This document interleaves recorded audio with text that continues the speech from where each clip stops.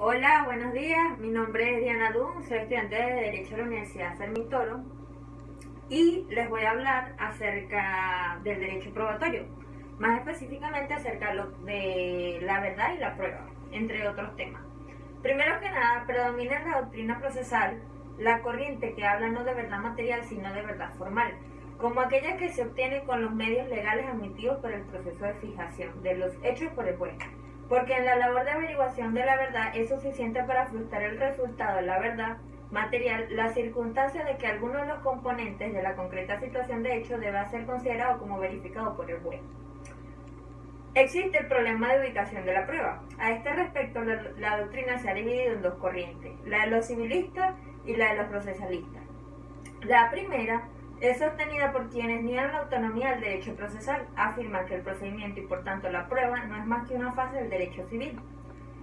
Por otro lado tenemos la de los procesalistas, que sostienen que la cuestión probatoria es inherente al derecho procesal y por tanto su regulación puede corresponder al derecho objetivo.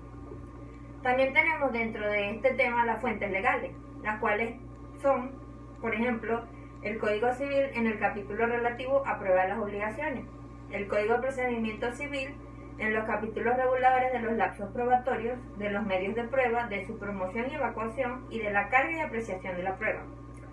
Tenemos también el Código de Comercio, el juramento supletorio en el artículo 43 y los libros de comercio en sus artículos 38, 41, 42, 73, 72, 124, 126, 127 y 128.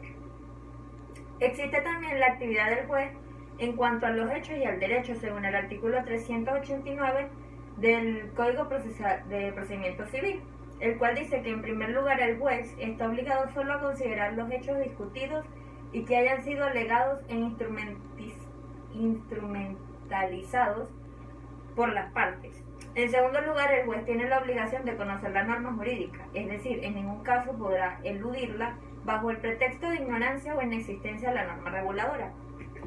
Existe también lo que es el objeto de la prueba. El tema del objeto de la prueba comprende fundamentalmente dos grandes apartados, la prueba de los hechos y la prueba del derecho.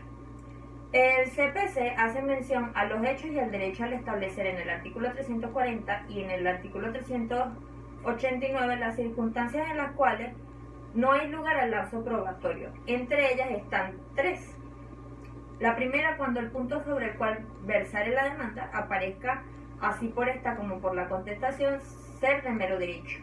La segunda, cuando el demandado haya aceptado expresamente los hechos narrados en el libelo y haya contradicho solamente el derecho. Y por último, que es la tercera, cuando las partes de común acuerdo hayan convenido en ello. Existen también los hechos controvertidos. Un hecho controvertido es el hecho negado o contradicho. Solo excepcionalmente el silencio de la parte acerca del hecho afirmado por la contraria es equiparado por la ley de la negación del hecho. Los hechos controvertidos se pueden ver como objeto de la prueba.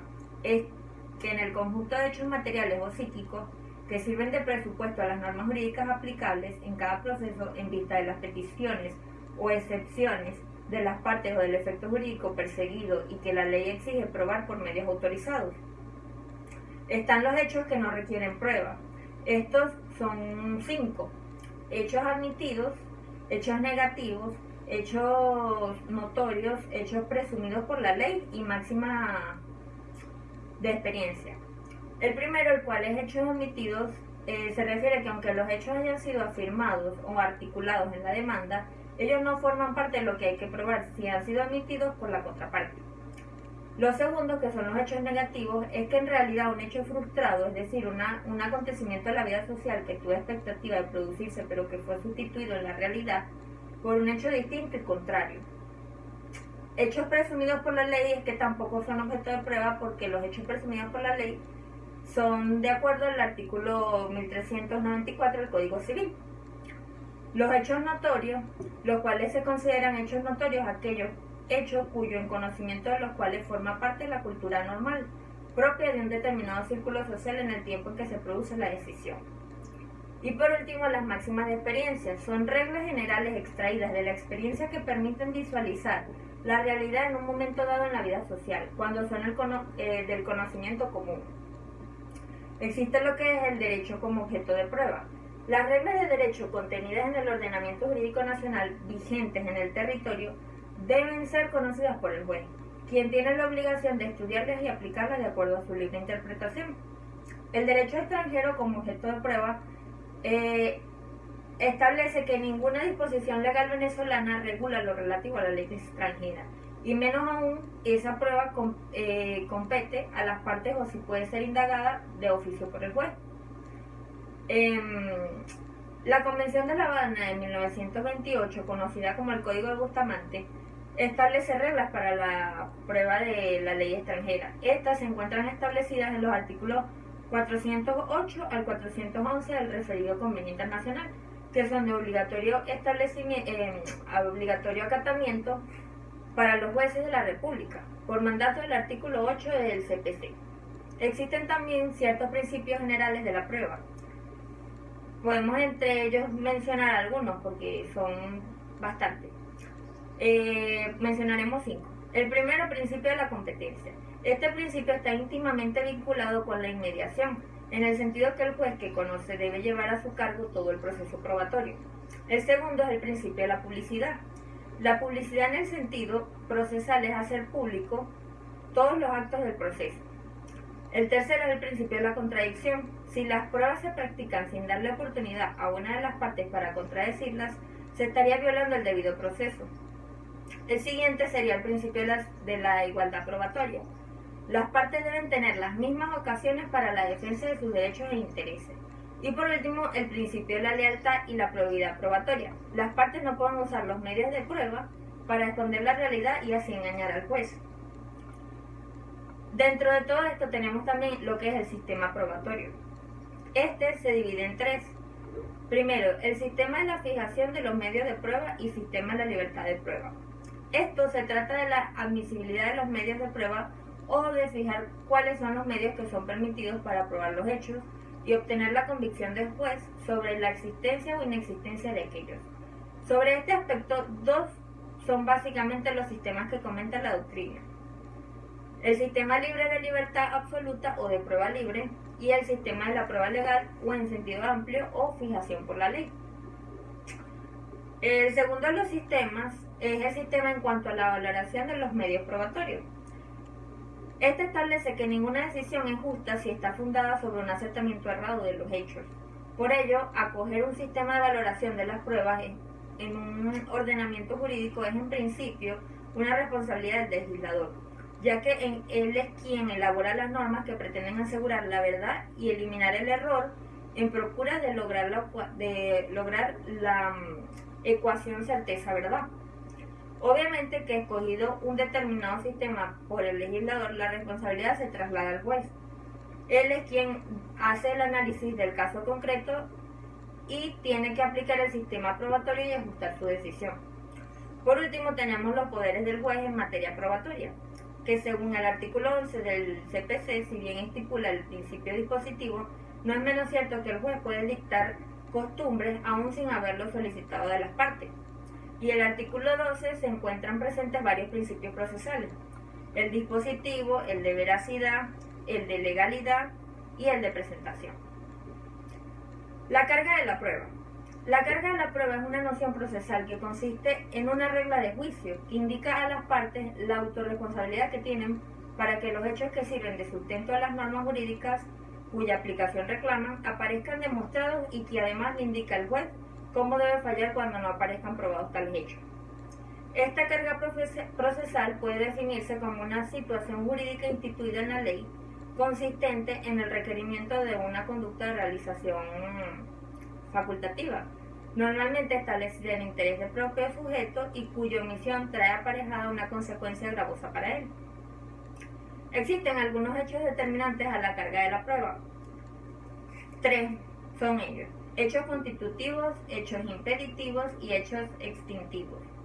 Los hechos constitutivos son los específicos de donde se origina el derecho, donde cada una de las partes basa su pretensión. Los hechos impeditivos son aquellos cuya ausencia que impide que la existencia del hecho específico de nacimiento al hecho correspondiente, negando de alguna forma su eficacia jurídica. Y los terceros son los hechos extintivos, que son todos los que dan fin a un derecho y su carga corresponderá a quien trata de beneficiarse de esa extinción. Tenemos también lo que es la prueba anticipada y la prueba sobrevenida. La prueba anticipada es la etapa de las pruebas, tiene lugar cuando ya se ha iniciado el proceso y terminado el periodo antecedente a ellas. En lo que concierne a la prueba anticipada, nuestra legislación procesal ofrece dos soluciones: la inspección ocular previa al juicio y la anticipación de la prueba mediante la acción por retardo judicial. En la primera es el acto mediante el cual el juez hace constar las circunstancias o el estado de los lugares o de las cosas sin extenderse en apreciación de carácter pericial. Y en la segunda, este otro medio procesal del que puede valerse el interesado en asegurar la promoción y evacuación de alguna prueba, antes de haberse iniciado juicio alguno. Tenemos también que la prueba sobrevenida en nuestro sistema probatorio está restringida la capacidad de las partes para aportar la prueba sobrevenida o la prueba de un hecho sobrevenido. Tal posibilidad se reduce en la práctica judicial a la simple insinuación al juez para que éste, tal vez por el afán de conocer y descubrir la verdad, haga uso de alguna de las iniciativas probatorias que le confiere nuestra legislación. Las pruebas tienen una clasificación.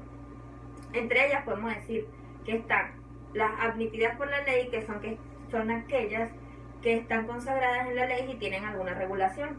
Están las que son con relación a la percepción del juez, que son las mismas que dependen que en el medio probatorio ponga al juez inmediatamente con el hecho que se quiere demostrar. Están las que son según su contradicción. Si las pruebas no son sometidas a contradicción de la contraparte, no pueden ser apreciadas, es decir, carecen de valor. Las que son por su forma, que los autores las dividen en pruebas escritas o pruebas orales. Las que son según su función, cuando la prueba puede reproducir hechos, es decir, traer al presente lo sucedido, se le llama también prueba histórica. Están las que son según la oportunidad de producción. En este criterio se toma el momento de la producción, entendiendo como la síntesis de lugar y tiempo. Por ello se dividen en procesales o judiciales y extraprocesales o extrajudiciales. Está también según su utilidad. Este criterio, las pruebas deben reunir unos requisitos intrínsecos para que tengan utilidad en el proceso, que prueben los hechos alegados y controvertidos. Los últimos dos son, según la formalidad externa de la prueba, que esta hace referencia a la finalidad de la prueba misma y el mismo revestimiento de su forma que el legislador le da. Se pueden clasificar en formales o sustanciales. Y por último están las que son según los sujetos proponentes de la prueba. Existen unos momentos de la prueba. En el lapso probatorio, como por ejemplo es el primero.